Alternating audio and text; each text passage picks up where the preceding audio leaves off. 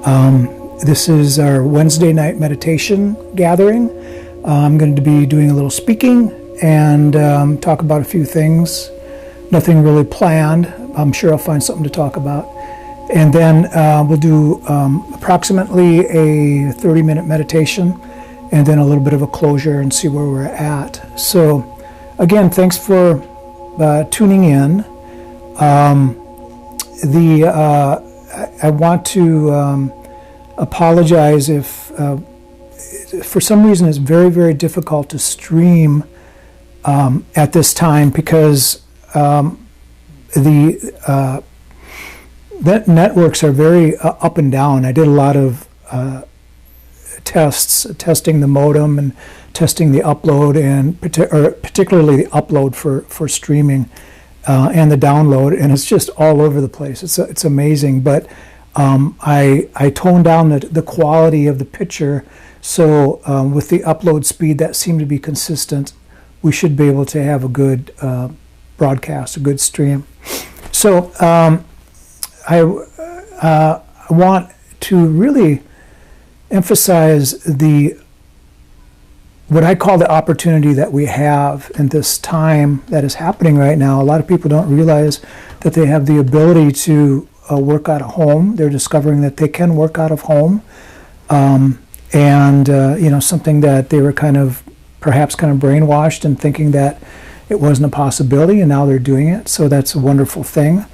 It's a wonderful thing that I look outside and I see families playing together. People are playing with their kids. I didn't even realize they had kids. I'm looking out the second story of the house. I'm looking at the street, and these people are playing with their children. The first time I've ever seen that. So some amazing things are happening. There's some real opportunities, and I think it's a real opportunity for for us to be able to stay home, do some reading, do some spiritual work, absolutely do some meditation, more meditation the better. I can't emphasize that enough, and really treat this as an opportunity to awaken to a great degree, if not fully. And the reason I say that is because this is an opportunity. Being fearful isn't going to help. I covered that in a couple of videos already. I don't want to touch on that too much. But it is one of the primary hindrances, the hindrances of desire, desire to be someplace else or desire to do something else. The ill will or the anger that we have mostly towards ourselves and towards others, and restlessness and worry, which can include fear, doubt in ourselves, doubt in our family, doubt in the system, doubt in our neighbors, whatever it might be. Doubt that we will be able to survive this. That's a part of fear as well. And then also, to take this opportunity to really get outside and get some healthy exercise, eat some healthy food, and really take care of ourselves rather than going the other way, and not allowing ourselves to not be healthy at these times. So, when we think about these things in relation to the 5 hindrances, we can really take advantage of this moment. And we also, one of the real important things that I've been really looking at quite a bit lately is the aspect of the suffering that we go through, and actually how important it is. When I talk to people about suffering, first of all, they don't want to hear it. A lot of people think, well, I don't suffer, because they put it in the back, they bury it in such a degree that it becomes what a Freudian term of subconscious. And the idea of suffering, what the Buddha was talking about, is suffering from, about talking about letting go of these things, which is ultimately very, very important. But there's other degrees of suffering, such as realizing the lesson that is learned in that suffering, that every amount of discomfort, every amount of questioning, every amount of what we could look at as healthy suffering, and I say healthy suffering because we understand it. So if there's a degree of suffering, we want to really look at it and see why it's there. What is the lesson that we have to learn from that, or that we can learn from it? And when we look back on our lives, of course, we will see that the largest periods of growth that we've had spiritually, or any kind of growth, most likely, is from that degree of suffering. There was some suffering, and then on the other end of that plateau, there was some relief, and then a great deal of experiential learning and understanding, and through the experience itself. And the problem that we have is if we don't see that as suffering, let's say we go through that suffering and go, oh, I whipped that one, and just kind of move on to the next thing. If we don't use that as a lesson, as something to learn from, we won't get the lesson. It's like that suffering is wasted in some way. And, when you look at it that way, it's what a shame, what a missed opportunity. And so if we feel as if we're suffering, maybe one of our loved ones is sick, or that we don't even feel well. And I haven't run into too much of that. The suffering that I've run into lately are people worried about their loved ones, worried about the state of affairs, worried what's going to happen, mostly worried about financial problems that aren't even there yet, that they anticipate will be there. So they're worried about the future, which is fear-based. And so this type of suffering is really a wake-up call for us to look and see how we can use it, how we can learn from this, how we can actually grow from these experiences. The idea of growing spiritually is a very, very interesting topic, and there's a lot of ways that people approach me and ask me about what can I do, like besides meditation, what can I do? Because they know I'm a meditation teacher, and I'm gonna, if somebody says what should I do spiritually to increase my spirituality and to become a more spiritual being, first thing I'll say is meditation, of course, but somebody asked me in an interview that was done last month, they asked me what my definition of spirituality was. And I said that, and I forgot, I completely forgot I said this until I played the interview back and listened to a little bit of it. And this was the very first question, and I said that Jesus was a spiritual being and his followers were religious. And in other words, they were following the ideals and the teachings of a man called Jesus, who realized these things on his own accord. And the other people wanted to be, for the most part, wanted to understand his knowledge, wanted to be like him and have his kind of understanding, so they followed him what brought about the religion. And we could say that about all religions, actually, even Buddhism for the most part, although a lot of people would argue that it is a religion or not.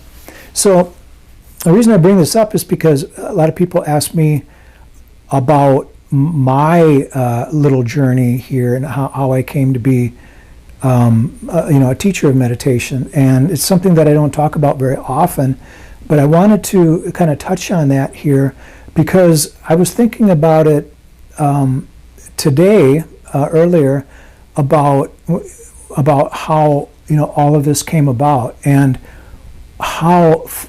basically how fortunate I am to be in the situation that I am now. I am working against this cancer that that I was diagnosed with last January. And basically, I've been spending my weekdays driving to the cancer clinic and getting treatments and driving back. And a lot of times I get back about 2 or 3 in the afternoon lately. The first couple of weeks it was almost 4 or 5. It was just a grueling day, but the days have gotten shorter as far as the treatments go. So I get home in a really good time to sit in my beautiful backyard with Terry, and we sit out there and meditate. And it's wonderful to have this opportunity to sit in the Arizona sun, get this vitamin D, and I was just so thankful that I had the opportunity today, every day, to be able to do this. And I started thinking about how much I really enjoy meditating and the whole journey behind it. And I came to realize that when I started meditating some 30 years ago, I guess, and I wasn't. I had a farm, a small farm in Wisconsin that I was running, and I was still in the music business as well. Most of my income came from music, and some of it came from running this farm, which was a conifer, a nursery that I had built. Had 5 huge greenhouses and all these crazy things that I just loved doing on about 4 acres of land, and I really enjoyed it. But I wasn't. I thought that would make me happy, and it did, but I needed something more, and that's when I really dove into meditation a lot, much deeper. This was the early '90s, and eventually I realized that running a nursery by myself, even after hiring a few people, was just so much work that I eventually wasn't able to do the things that I love to do on that nursery. So I decided that I would probably end up moving to a warmer climate, and that place would probably be Arizona or someplace in the Southwest. And so I decided I should maybe do it now. This was towards the end of the '90s, and so I basically, long story short, I ended up moving to Arizona in 2000. And in 2001, I started the Meditation Learning Center because I was really shocked at the lack of meditation centers, meditation groups, meditation opportunities, meditation teaching, all these things. And in the meantime, in the interim, I did a lot of study. I studied with some many Tibetan monks and nuns, and eventually with many Thai monks and Thai teachers from Thailand, actually in Thailand. And how that came about, I started the Meditation Learning Center, and I was teaching at the center, running courses and doing a lot of training, a lot of memorizing through this Tibetan, the Tibetan practice of Buddhism and meditation. And then I kind of forgot where I was at here. I did a lot of study, and eventually I wanted to visit Thailand. I went to Thailand to visit, to do a retreat in southern Thailand, and I ended up going to northern Thailand, and I was very fortunate into meeting a wonderful group of people that were running these retreats.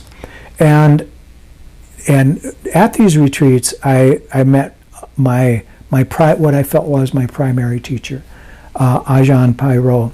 And when meeting with him, I would spend 2 months a year, and I did that for about 6 years, maybe 7 years, 6.5.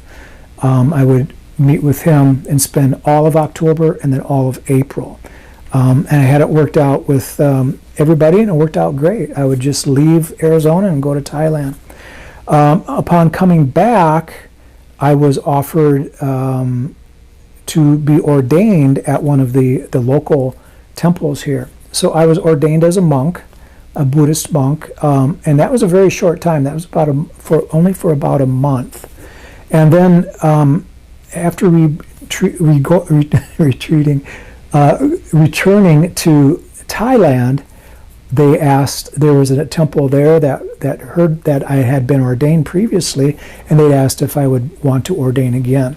And I did. I ordained as a monk for about a year. So both of these were very short. And the reason I bring this up is because a lot of people are really surprised that I was ordained for such short periods. And what happened was I realized that I had learned more about meditation, about Buddhism, and about my own personal spirituality outside of being ordained. I learned more about myself as a layperson and putting forth all of this training in what I could say real life rather than in the monastery. Both of these situations were pretty much restricted to the monastery, where we're doing a lot of chanting, a lot of meditation, and a fair amount of chores, and a fair amount of different kinds of training from languages that were not always clear for me. In other words, Thai-speaking monks and that type of thing, who spoke English, but it was very tricky for me to catch all the words all the time. And I realized that most of the in-depth, really powerful, inspirational learning that I was doing either on my own or from visiting with my lay teacher, Ajahn Parot, in Thailand, and then taking his information and just studying the heck out of it. And I'm talking about very basic teachings, like the Four Noble Truths, the Eightfold Path, the understanding of the hindrances, and practicing jhana meditation, concentration, and of course insight meditation. And a lot of these very, very basic teachings that are very, very fundamental. And then, of course, in 2011, I was ordained as a Buddhist priest or a minister. And so that's been since 2011. And primarily, I've been working with Bhante Ji and through the teachings of Bhante Ji, or Bhante Gudaratana, since then, and teaching a great deal, running 9 retreats a year, doing a lot of online programs, which I want to talk about in a moment here, and doing a lot of 8-week programs and things like that, and just really, really helping people as much as I can, which I think is very, very key, especially in these times that we're experiencing right now.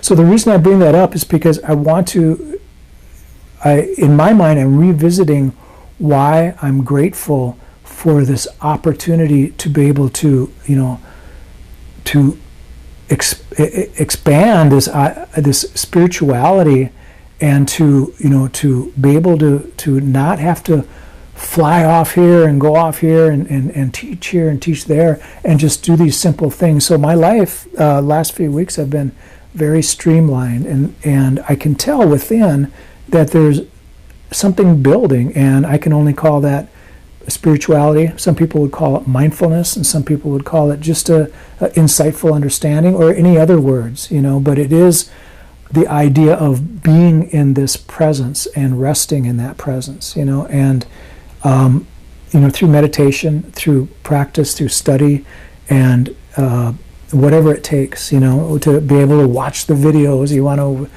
watch, and to read the things that you want to read, and actually take a step back. So that's what I'm encouraging everybody to do.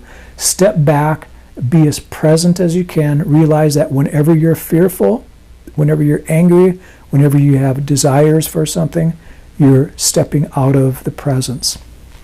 With that in mind, just a couple minutes before starting this stream, we'll meditate here in a moment. I'm sorry, I have a lot to say here for tonight. For whatever reason, there's some energy going on, even after spending a couple hours with the chemo doctors and stuff like that.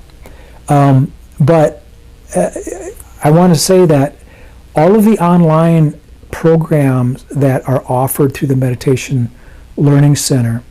I want to offer those at half price. And the way, I think the best way to do that right off the bat here is that you go and look at, if you're interested, you go on meditationlearningcenter.com and look at online opportunities. And if there's a program there that you're interested in, let me know which one it is. Email me at shane@meditationlearningcenter.com. Email me and let me know what program you want, and I will get back to you and let you know what the price is. It'll be exactly half price of what it is. And this is a huge offer because some of these programs, like the teacher training program, is a $1,200 program. And so I'm willing to give it to you for half that price. It's definitely worth it. It's definitely worth $600. Most people spend about a year going through the program. Some people have gone through it as fast as 6 months to be certified as a meditation teacher. So I hope people that are interested are watching this. There's other programs. There's $20 programs that would be, of course, $10. There's, I think, some $60 or $80 programs that will be $40 and $30. So I can offer this to you easier at this moment by you emailing me and telling me that you're interested in this offer, and then what we would do, I would just have you make a payment to PayPal, and then I would register you myself through the online platform. I have the ability to do that from my office here, which you are in right now. So I hope you can take take advantage of this opportunity. The reason, of course, that I'm offering that is not for my benefit, but for your benefit, for the people that are at home that want to work with some programs. And I've done that myself. I've recently had some interests in some online learning, and I went out and bought a couple of programs myself. I'm working on them right now. I mean, not right now, but a little bit each day. I love continued education, and I love the idea of online learning, especially in today's situation. So if you can take advantage of that, please do. I will honor that for, I don't know, let's just say until the end of May, okay? But please don't hesitate, to take advantage of it now. Especially if you've been interested at all in teacher training program. This is it doesn't go on sale like this ever. So I'm going to lead meditation here. I think what I'll do is try to do a little bit more of a leading than I normally do. And the reason I want to do that is because I think online, we have a great deal of silence, typically. Usually I speak I guide for about 15 minutes, and there's about 15 minutes of silence, or 20 minutes of silence. And I have a feeling that silence is a little bit difficult for some people. So I'm going to do the guiding. There'll be a period of silence, and then I'll come back in and do a little bit more guiding to re-engage you. Okay? Okay.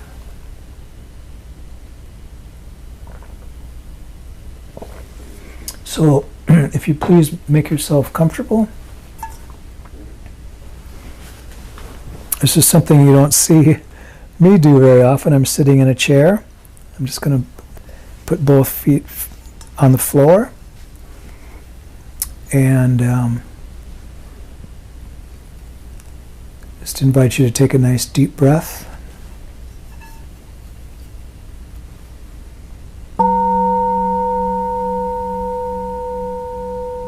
Relax.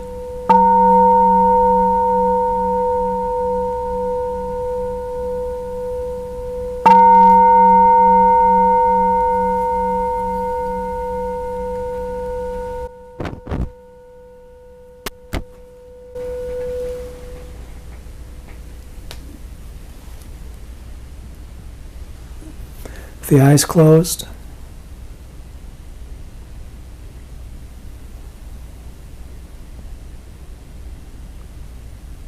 bring your attention to the breath.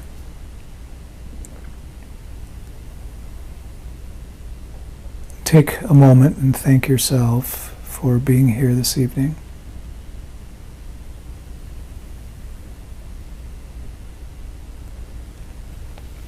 I'd like to invite you to feel the oneness with the other people that are watching this and taking part in this meditation.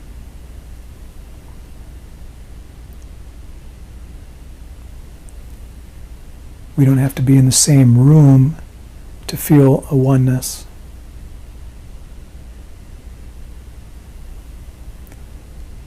We can be alone in our homes and still feel a oneness.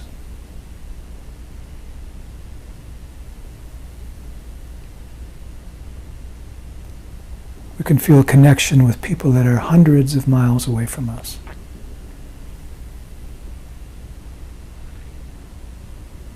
And we can even feel a connection with people that are no longer with us at this level of life that we're experiencing.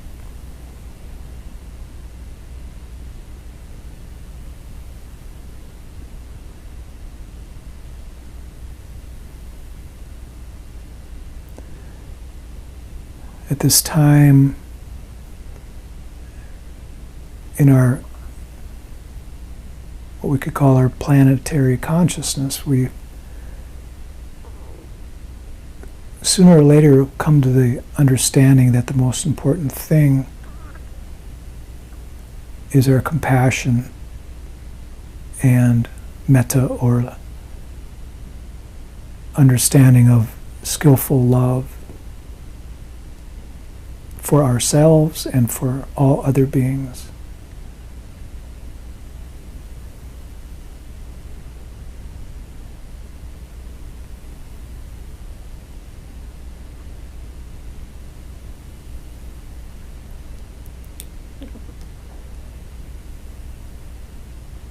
And this compassionate understanding is understanding people's situations, that they're in the same situation that you are in, and you are in the same situation that they are in most cases. We all have these hindrances of desire, anger, fear, worry, restlessness. We doubt our abilities, and we doubt the abilities of our politicians and the people in the world sometimes.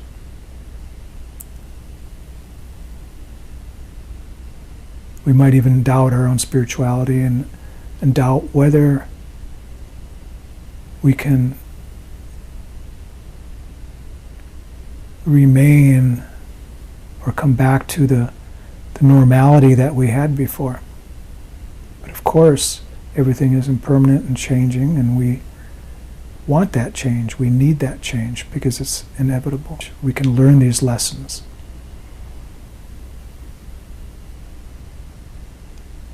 Change is something that the Buddha looked at as a very, very important insight in his teachings. He spoke of impermanence at a very high degree, very important understanding. Everything is constantly changing. We are changing. Our values, our ideas, our thoughts, our awareness. Everything is constantly changing. Material things are changing. Immaterial things.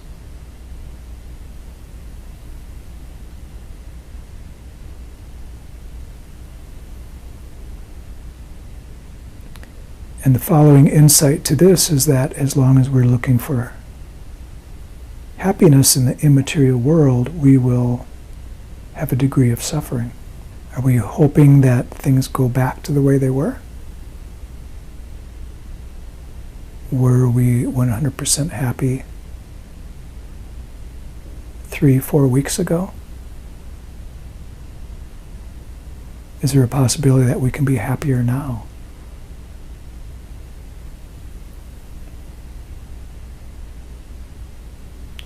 Can we be happier if we understand life at a deeper level through our spiritual practices, through the understanding of our lessons in life?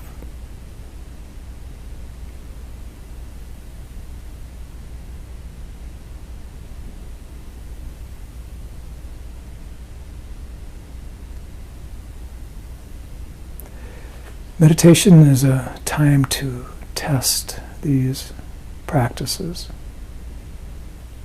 It's not the design of meditation, but it's the result of the practice. The best way to determine whether a meditation practice is working is our degree of happiness. If we become happier, we are doing our practice well. Sometimes it doesn't happen overnight, but if we remain consistent in the practice, it will show its benefits.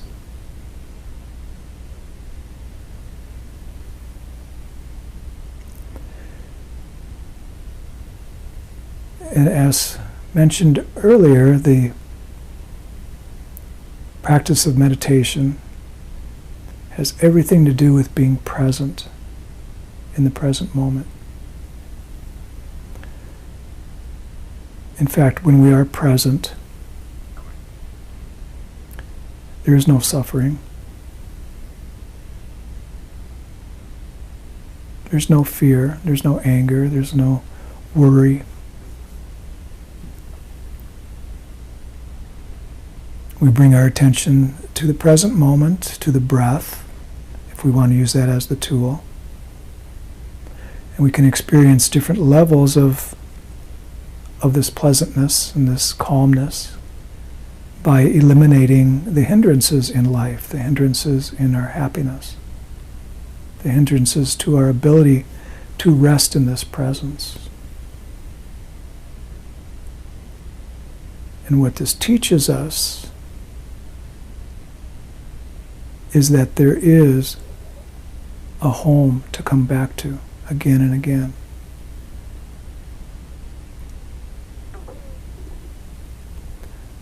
In this place that we call presence, in this still moment of mind, it can be expanded upon. We can rest, set aside the past and the future,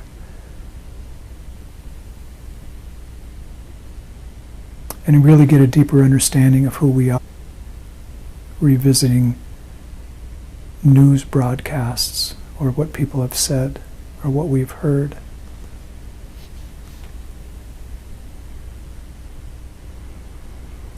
So we bring our attention to the breath, or whatever our meditation object might be. I suggest we use the breath.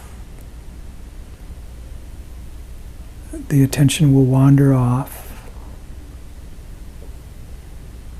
That's fine. We notice that and we come back and bring our attention back to the breath.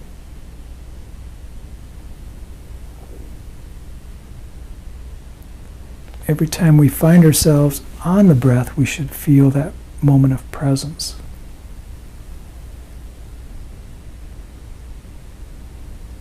Every time we feel that moment of presence, we're learning something about ourselves. We're learning that we can come home, we can be in touch with ourselves, we can appreciate ourselves and love ourselves without any conditions at all.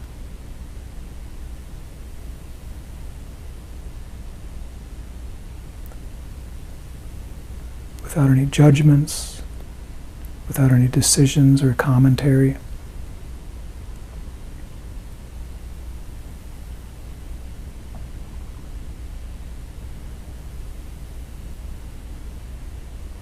just unconditional love for the self in this present moment. Full point.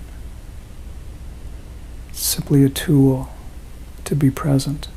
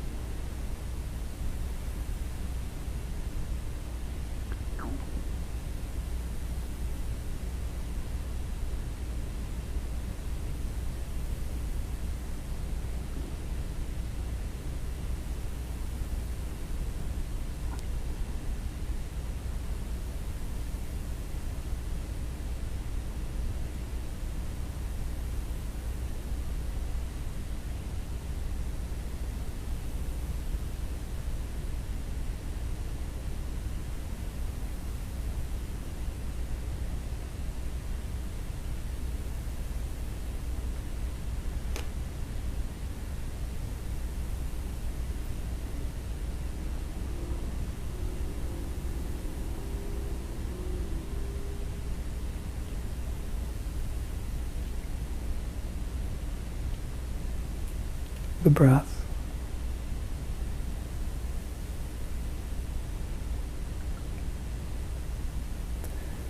Even those of you that have been meditating for years and years, notice the mind wandering.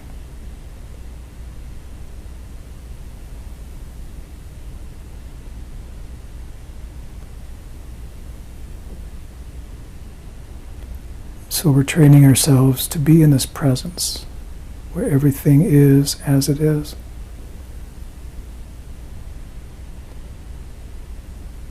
And where there is a great deal of loving kindness and compassion for ourselves and for all beings. Because it's a oneness. We don't stand out among the rest. And everything is a part of the whole. Everyone, everything.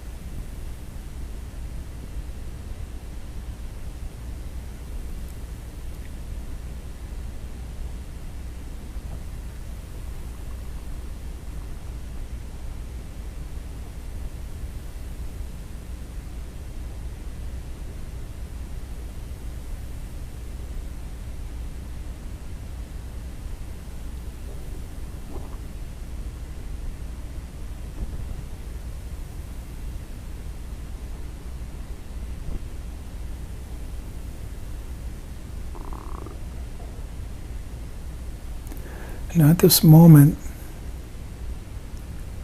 notice if it's easier to be concentrated or if it's more difficult to be concentrated.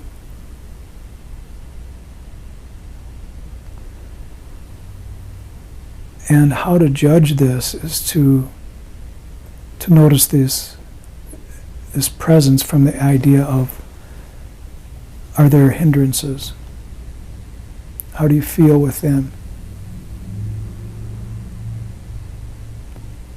Is there a desire for something to be different than what it currently is? If so, the presence isn't there.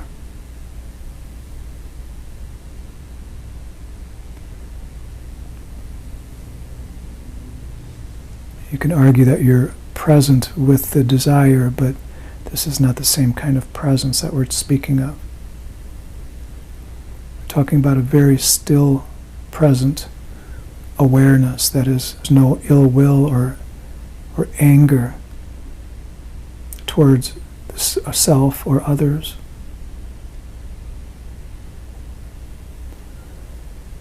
And there's a feeling of being complete, so there's no worry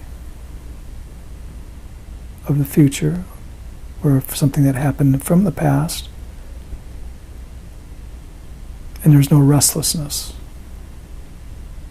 So the element of time, past and future, is non-existent. It's just this present moment. These are important elements in concentration. Very, very light, unforced concentration.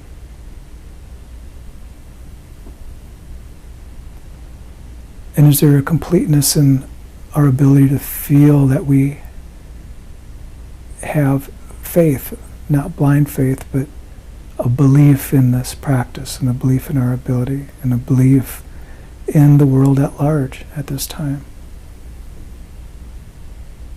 Are we free from doubt?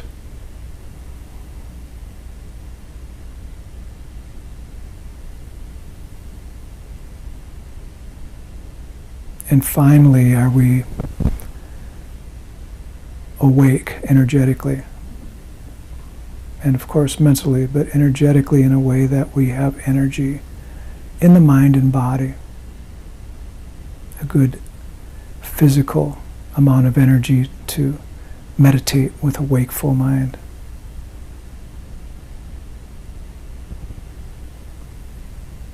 If we can rest in this presence and not notice any of these hindrances, we are doing an amazing practice of meditation.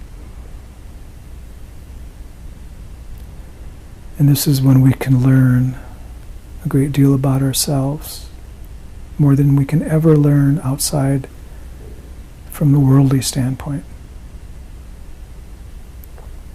And this is the training ground to be happy out in the world, dealing with all of our affairs of life.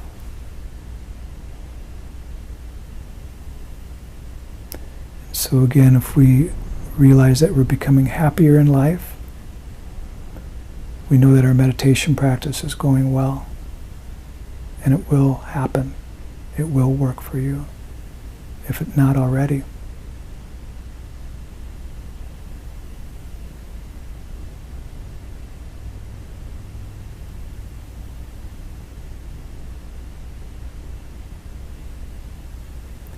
So no matter where you are, who you're with, or what you're without,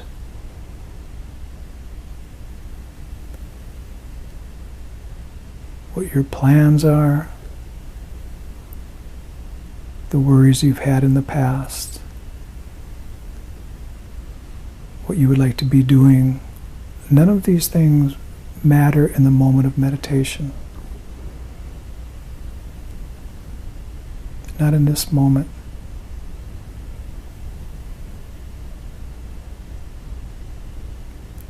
Because this is the training ground to prove to ourselves that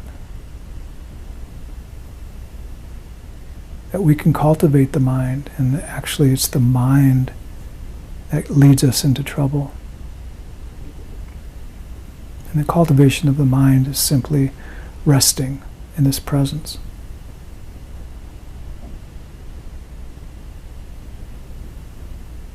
Allowing this to happen. That's all it takes.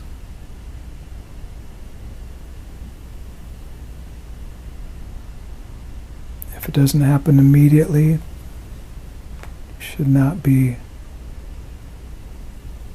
moved or upset by this. And these moments of presence just simply have to be expanded upon. And it can happen very easily, particularly with the consistent practice.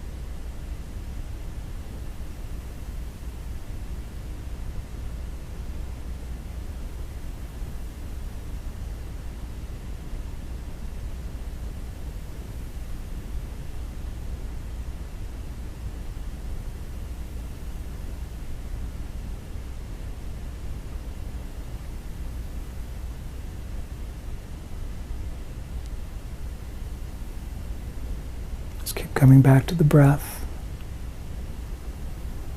Keep coming back to your meditation object. And trust that you can relinquish the past and the fear of the future or plans for the future.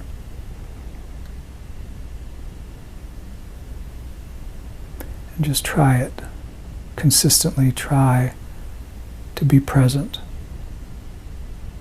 Letting go of any attachments,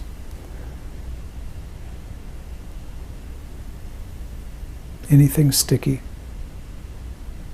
Keep coming back to the breath, which is the representation for the present moment.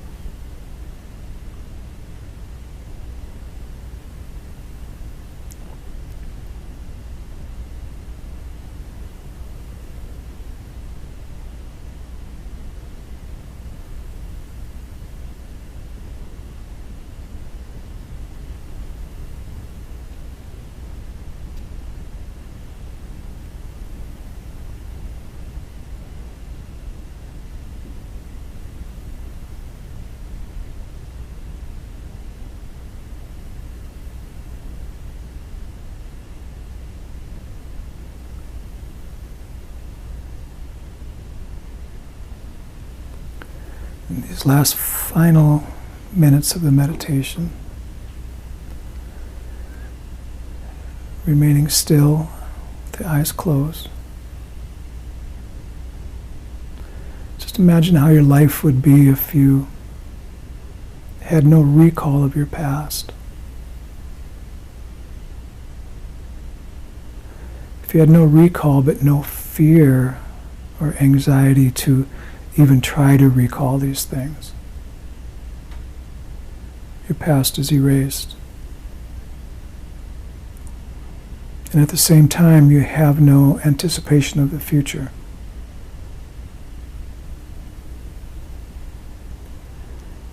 You're not stuck in this moment, but you feel free, 100% free in this moment.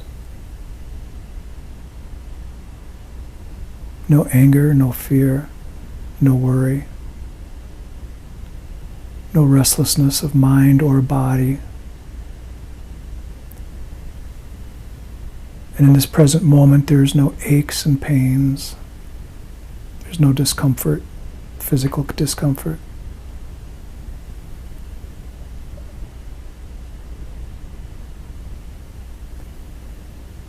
And you realize that every aspect of you is 100%. You're 100% safe. You're 100% loved. You're 100% complete in every way.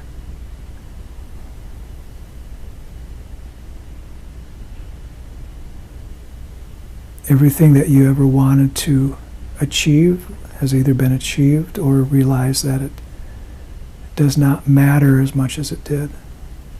And everything is fine in this moment. Everything that happened in the past happened for a reason, and everything is fine in this moment. All your relationships, all your affairs are taken care of, and everything is fine in this moment. And so, as a result, you have this ability to look within, to really go within and see what's there without effort, but simply through insight. Something arises, you can look at it, see it, set it aside. Something else comes up from this presence, you can see it, understand it, set it aside, and again. Understanding, knowledge, compassion, love, appreciation, and overall completeness of life. Everything is understood. Everything is as seen as it is. Anything that even comes close to being a form of suffering is seen as a very valuable lesson. And this is the value of the present moment, this mindfulness. What is found through insight meditation, vipassana.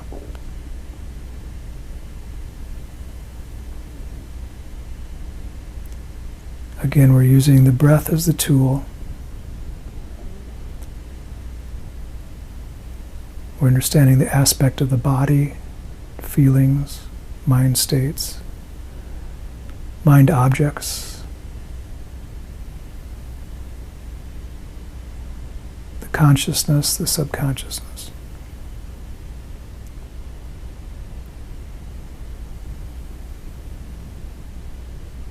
When done consistently, it changes one's life forever.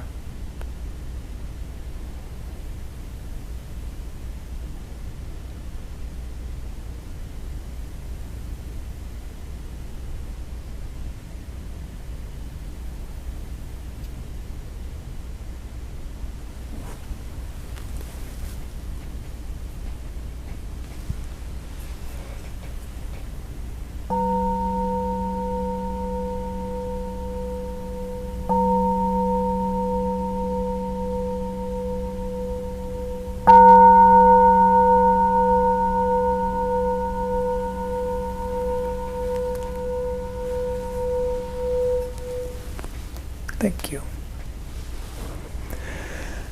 Bring yourself back to this room. Take a nice deep breath, maybe several of them. Oxygen really does help come back, and a lot of times when we are meditating, we don't need a lot of oxygen, and when we meditate a lot, we realize that we have almost completely stopped breathing, that the body is just breathing itself. So it's a very interesting phenomena. But when we start cognizing and talking like I'm talking now and using my hands and things like that, we realize that that we need more energy, which means that we need more oxygen. And usually, oftentimes, more water as well. So, excuse me. Again,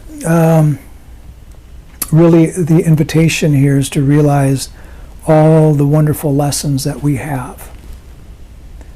Any kind of any kind of suffering that we see as suffering is a lesson.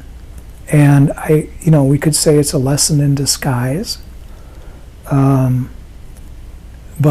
not for a spiritual person. Sometimes these things sneak up on us, health things or problems with loved ones, financial problems. Some of these are real. Some of them are imagined. I think we find that most of them are imagined. One